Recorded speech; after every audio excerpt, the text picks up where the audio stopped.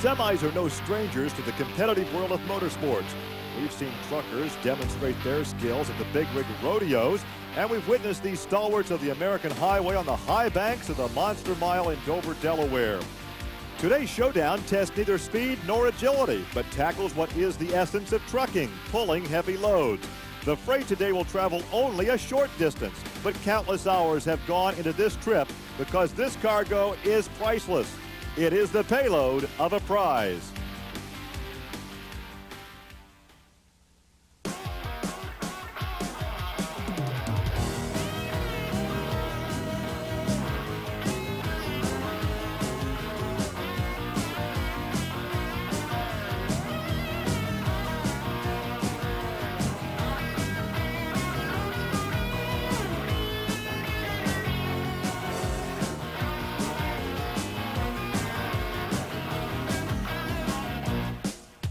This is Trucks and Tractor Power, and today from Florida Sports Park in Naples, we bring you the Gator NTPA Nationals.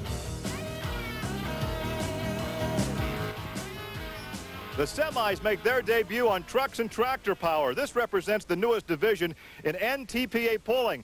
You'll see manufacturers like Kenworth, International, Mack, Peterbilt. Under the hood, Cummins and Detroit Diesel. Now, this is a 1995 Kenworth from Metzger and Sons Trucking out of Silver Lake, Indiana. This is the rig that goes down the highway, and right over here is their puller, a 1976 International. It is stock appearing. However, there's no CB in there and no logbook. Here with more on this pulling division is Army Armstrong. Gary, what you're looking at is the Cummins diesel block, over 1,100 cubic inches. It's in the Super Trooper we're going to be watching today. And this particular engine, yes, did come out in this truck when it was manufactured, but you can't buy it in this truck anymore because it's only available in heavy equipment like you see in coal mines. One of the unique things about the engine, it runs a twin turbo. Now keep in mind, a turbo's responsibility is to pump more air and more fuel into an engine. 25 pounds of boost is normal what you get on a road tractor, okay?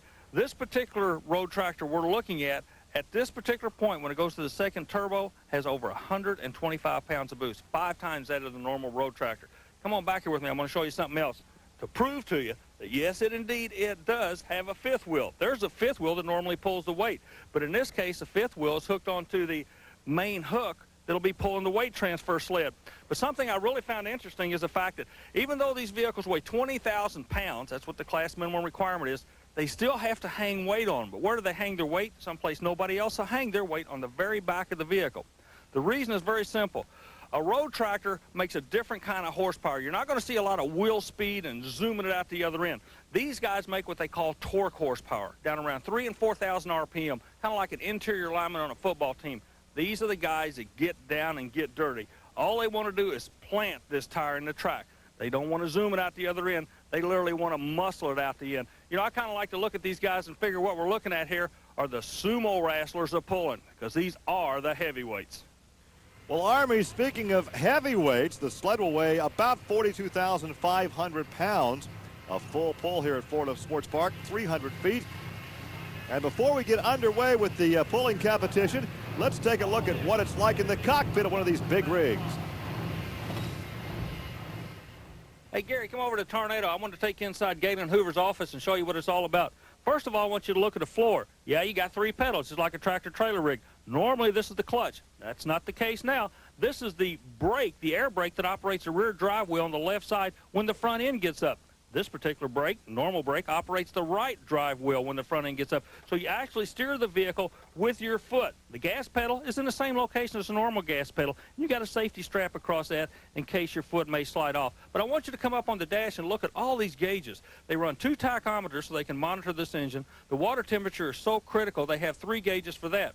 Also, there's an air pressure gauge that sits right on top of all the other gauges that monitors the B bottom of the engine and the T top of the engine. You can see those gauges. Then you come across and you see an automatic transmission shifter. Now, normally this truck comes with a straight shift, but that's not the case now. What they've done, they put an automatic Allison transmission in here, similar to the transmissions in the Greyhound bus, because they find that that'll hold the horsepower a lot better.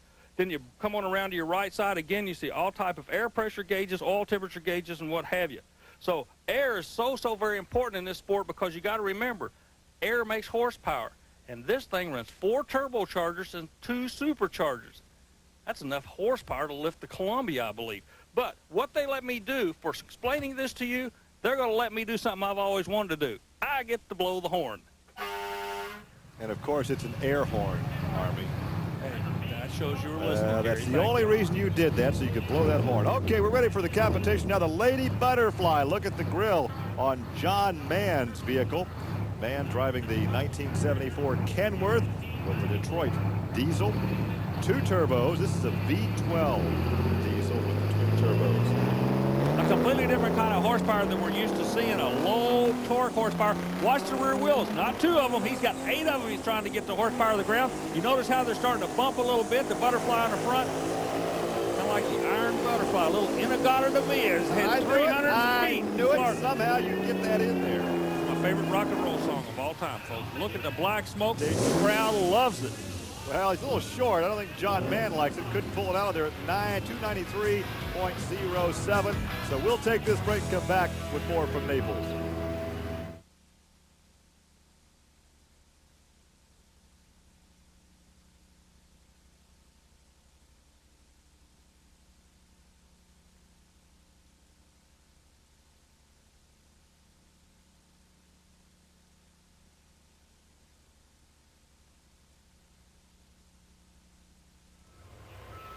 Welcome back to Trucks and Tractor Power here at Florida Sports Park in Naples for the Gator NTPA Nationals, a part of the Copenhagen Skull pulling circuit. And next to hook up will be Mike Friedline in his rig he calls Going Big Time. He's out of Somerset, Pennsylvania. You know, it's amazing how this sport is growing. I was talking to Mike earlier, and he told me that he has over 40 dates this year and had to turn down a whole lot of them. He just can't go as many places as people want to see him. Again, look at the smoke. When it goes black, Gary, you know what's going to happen. And this is a 1991 Marmon, the only Marmon we have here this afternoon. I knew that. I know you did. No idea what a Marmon is either. Let's see what's going to happen. Keep an eye on the smoke. Again, the crowd really, hey, you're on board. Taking a ride. This is the sled cam, and he is going to fall well short of what he needs. Look at the chatter with the rear axles. He's digging a hole. I would not want to be the next guy in line trying to go down that path. 190.40. 190.40. So over 100 feet short of the full pull, but he certainly digs himself a ditch in the sand. He did it well, and he messed up the track for the guy behind him, but you know, you get this far away from home, you got to go for it. Speaking of this far away from home, let me make a saying. If you got it, the truck brought it. That's what these guys that tell you. Look at all the stacks. It's just amazing the popularity these big rigs have, not with adults, but children too, Gary. Yeah, but who has not seen a big rig going down the highway? Here he is from Alden, Minnesota. This is Ground Wolf. Norm Lawson, the 92 International Harvester. 1993 NTPA points champion, so this guy's got to be a player. Yeah, he was third last year in points, nearly 20 years in the business. Let's see what he can do with the Ground Wolf. Listen to the sound. The people love it. Well, those turbos are sucking some air. Look at that. Coming at you, Gary. Good pull so far. Norm Lawson. Just, ever so. Did he pull it out? Yeah, he did. All right. He got it out of there. From this one angle, I could not tell, but certainly the sled now is in front of that marker. Yes, 300 feet, a full pull. Watch again. Now, you got 2 drive axles in the rear. Keep an eye on them. You notice neither one is acting that much different than the other one. He's kind of figured this thing out. He's got the ground speed. He's got the weight moving now, but the weight sled comes up on him, Gary. Yeah, but he had the horsepower. He had the horsepower hooked up right there. He pulls it out. Yes, he gets it by there. Let's go trackside and talk to Norm Larson. Well, Norma, my friend, you're showing it can be done, but how many guys behind it can do the same thing? Yeah, there's a couple of them that are pretty risky there. It could easily happen again. This is my track. Pretty risky. That sounds like a good truck name. We ought to have a truck, Gary, and you ought to drive it. Pretty risky. The biggest problem we'd have is what name we'd put on the truck. All right, the hookup now for Mike Metzger in the Liberty Bell. This truck at one time held the world's land speed record at the Bonneville Salt Flats. Yeah, I think it was like 160 something back in the mid-70s they traveled with this truck. I don't know. It just came past me and went zoom. You were there. I was there. Yeah. And it's Bonneville. I know you're going to make fun of the way I talk. You're from Kentucky, though. I can't help it. He went fast. It's the name of the game. Well, this truck has also seen some oval track truck competition in places like Dover, Delaware, Rockingham, Phoenix. So this truck has certainly been around the block a few times. Yeah, other than that, it's just an old truck like passing the highway. Look at the black smoke. Look at here. The crowd's watching. The crowd's going to get in, and he's making horsepower. He's taking it to the other end. 300 feet. Take it out? Yes. Yes, he does. Mike Metzger. This is the father-son team. His son, Dan, will be out a bit later in competition. Mike takes it out for a full pull, so he will come back for more competition. And there's a look into the cockpit as we go down trackside and talk to Mike. Mike, have you guys found a groove out there? The man in front of you goes through, you line up the same tracks, you're taking it out. Is that going to be the pattern for the rest of the day? I think so. Hey, he got it out going down that track, so I thought if it worked for him, hopefully it worked for me. And You're going to see him in the pull-off. Good luck to you. yeah, thank you.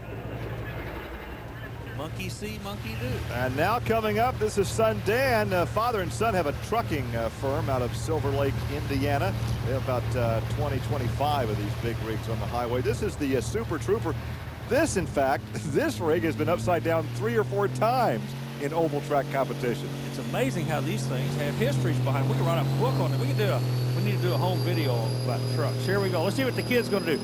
Daddy put it on the other end. Junior's going after it. A little bit of wheel hop right there at about the 75-foot mark. He's got the ground speed, but he's not making a horsepower. You notice the smoke is not as black as it was on his father's run, Gary. This is the 1980 Kenworth, and he is going to come up a bit short. Well, the distance for that pull, a 2:89.40. So for Dan, his day is over as a competitive driver. He'll become a crew member now for his dad. We'll come back with more pulling from Naples, Florida. Stay with us.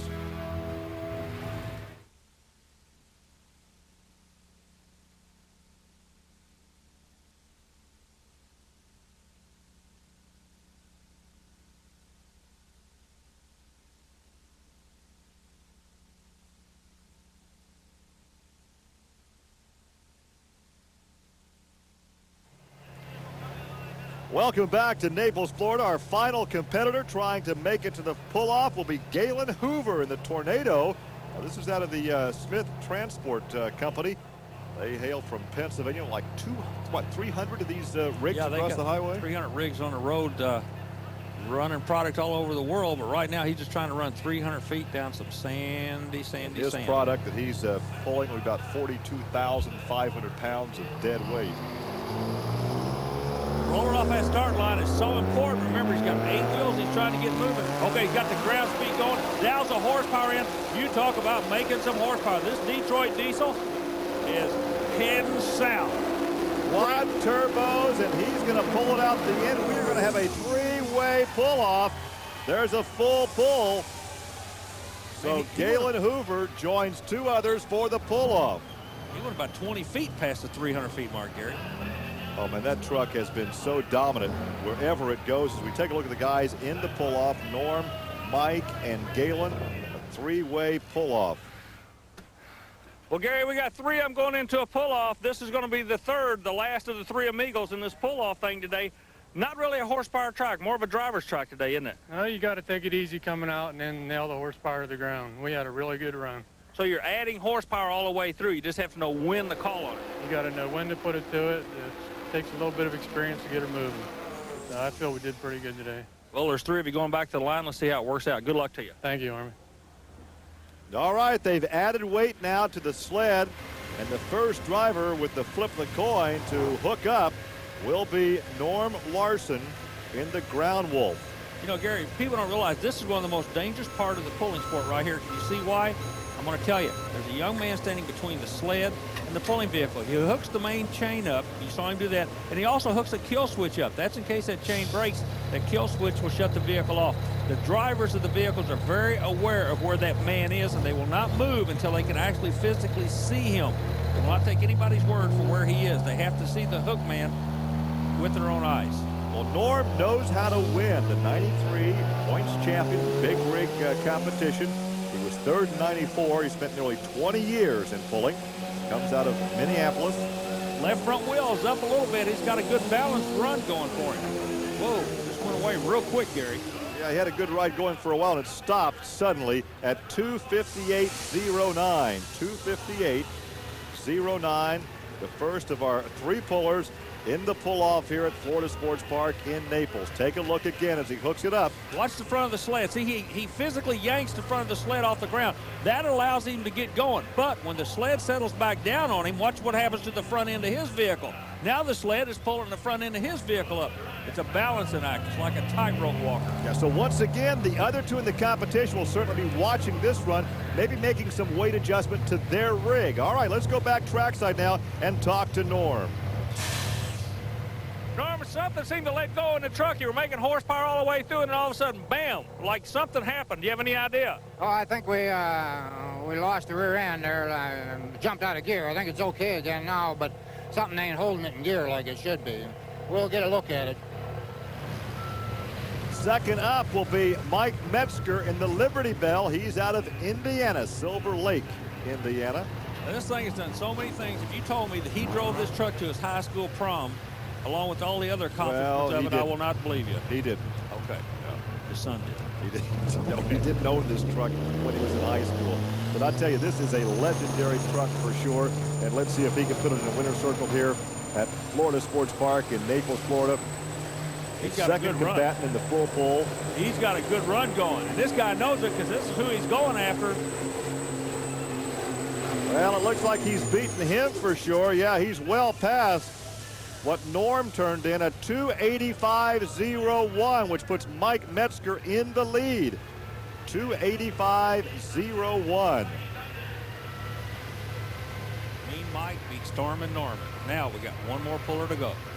Yeah, and the last one will be Galen Hoover as we take a look now at the replay of this run by Mike Metzger. What's so unique, Gary, is you have 2 axles back here, 8 tires you're trying to coordinate. It is a big balancing act.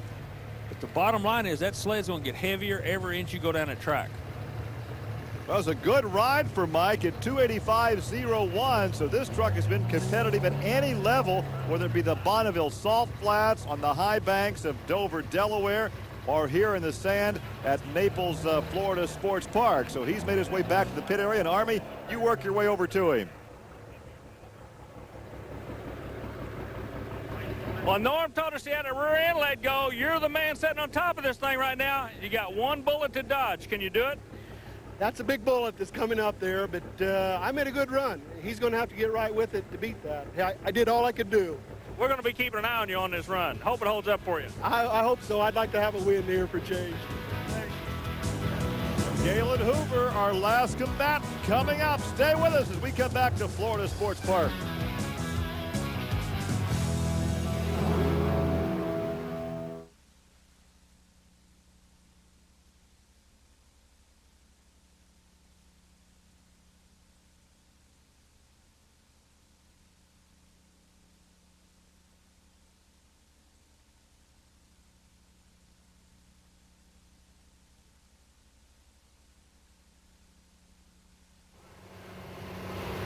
And we are ready for our final combatant here in our pull-off at Florida Sports Park here in Naples in the Tornado. This is Galen Hoover out of Hollidaysburg, Pennsylvania. This is the Kenworth with the quad turbos and dual superchargers. Yeah, I just figured this out. With all that air he's pumping through that engine, he can feel the Goodyear blimp up about 30 seconds, I would imagine. The other 2 participants in our pull-off looking on right now, Metzger is the guy to beat at 2:85.01. But this Tornado has been virtually untouchable in competition. God, Galen and his crew have done such a great job. These are all, I had a chance to meet them. They're really quality young men. They represent the Smith Transportation people in a positive manner. Their sponsor, Detroit Diesel, gets the exposure they want. But right now, this kid is going for broke. We had 3 guys with full pulls earlier. He has to go better than 2:85.01. The chassis unloading on him on the rear. The horsepower's there, but the chassis doesn't work for him. And I think he falls, we'll wait. Yes, 2:81.04. He falls about 5 feet short. And that means that Mike Metzger wins it here at Naples at 2:85.01. Your final standings with Metzger beating Hoover, Larson, Mann, and his son, Dan Metzger. So let's go down and talk to our victor. We got into a pretty good bounce there. Mike did a heck of a job. It's about size. What, you know, this seems to be one of the fastest growing type sports out here. The crowd loves these things. How come they do? I know you guys are competitors. It's over now. But why do the people find these trucks so interesting? I don't know. It's, you know, you see a lot of them on the road. It's just a lot like a fire truck. Every kid likes a fire truck, and they're nice looking. Something they can relate to. They see them on the road every day. Hopefully it makes a little better relationship with the trucks and cars, but it seems to help. But everyone seems to like the trucks. I'm not sure why they do, but it just gets better each year. You know, one of the things, your sponsor, the Smith people, tremendous involved in the trucking industry and everything. This has got to be good for them, good for your sponsors. You guys can bring a whole lot to the table for people that support you, can't you? Yeah, we have 300 trucks on the road, and we get a lot of drivers through that, and they really appreciate it. So anytime the people across the country, they're watching a TV show, see a Smith truck, they just need to honk their horn and wave at them. Might just be you. It might just be. Well, Army, let me digest this. With the popularity of semis and, as mentioned, fire trucks, could we see fire trucks in pulling competition in the years to come? I'm going to have a big yellow school bus ready this time next year. This is a great sport. I'm glad to see these guys getting some exposure on national television. Or a dump truck or whatever. Well, our congratulations to Mike Metzger for Army Armstrong. I'm Gary Lee. We'll see you next week on Trucks and Tractor Power. Now here's news and an exciting video release from Diamond P Sports. Bring the excitement of mud and monster truck racing into your living room with Diamond P's newest horsepower hit. Trust me, you're in there with this third strike. Shake, battle, and roll 3. It's all new and all you've come to expect, from the outrageous mishaps of the monster truck racing to the raucous rampage to the mud bogs. Shake, battle, and roll 3 is a must for any and every monster truck fan in the house. Over 60 minutes of jarring and pounding mud and mayhem and accelerated aerobatics you don't want to miss. To get your copy of Shake, Battle, and Roll 3, call 1-800-438-8585 or send $19.95 check or money order plus $4 shipping and handling to the address shown on your screen, or charge it on your MasterCard, Visa, or Discovery card. Call 1-800-438-8585 or Shake, Battle, and Roll 3.